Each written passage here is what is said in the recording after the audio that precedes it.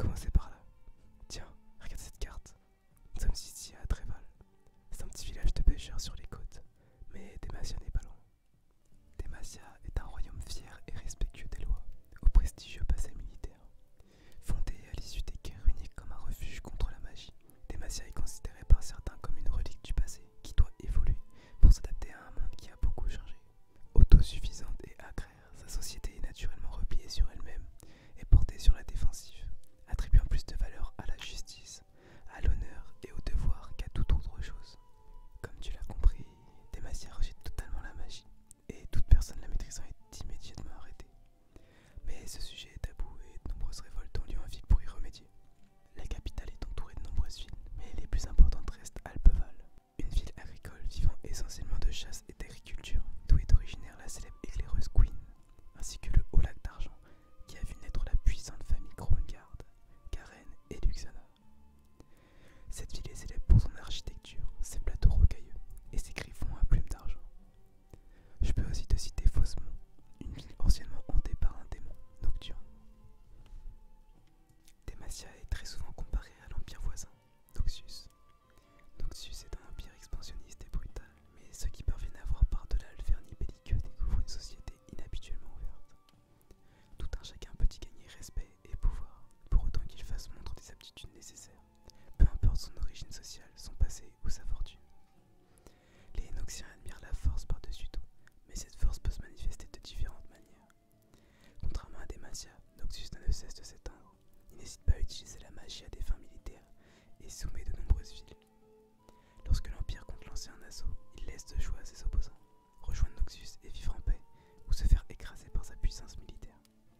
De plus, Demacia est actuellement sous une monarchie féodale, tandis qu'à Noxus, n'importe qui peut s'élever au rang de dirigeant s'il fait ses preuves sur le champ de bataille, même toi.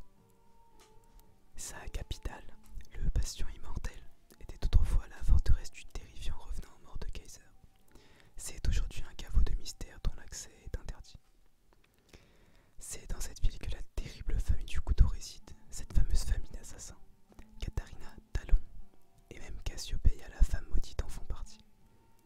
Pour ce qui est des villes aux alentours, il y a la ville portuaire Basilique. Elle s'est rebellée il y a peu contre l'Empire et a fini écrasée par Darius, l'actuel main de Noxus. C'est d'autant plus triste lorsqu'on sait que lui-même et son frère Draven étaient originaires de celle-ci.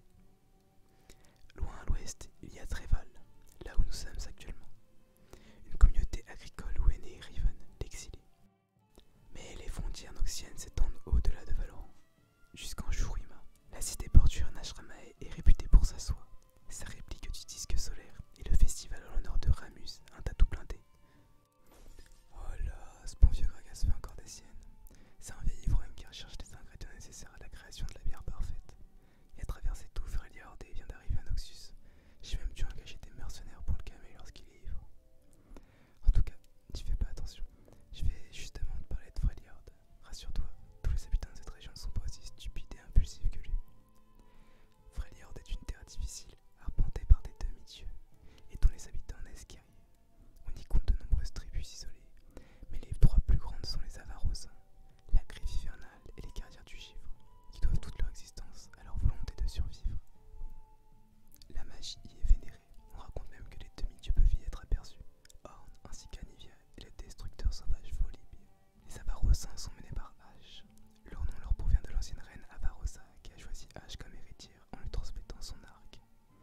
Ils sont les plus loyaux à la reine et tentent de réunifier Freljord en convainquant les autres tribus de les rejoindre. Ils n'utilisent la force qu'en dernier recours. La Griffe Hivernale est elle, menée par Sejuani, une femme qui tirerait sa force de Serilda. Elle chevauche toujours son sanglier de guerre sur le champ de bataille, piétinant ses opposants. La Griffe Hivernale veut unifier Freljord en utilisant la force, car d'après eux, seuls les plus forts doivent survivre.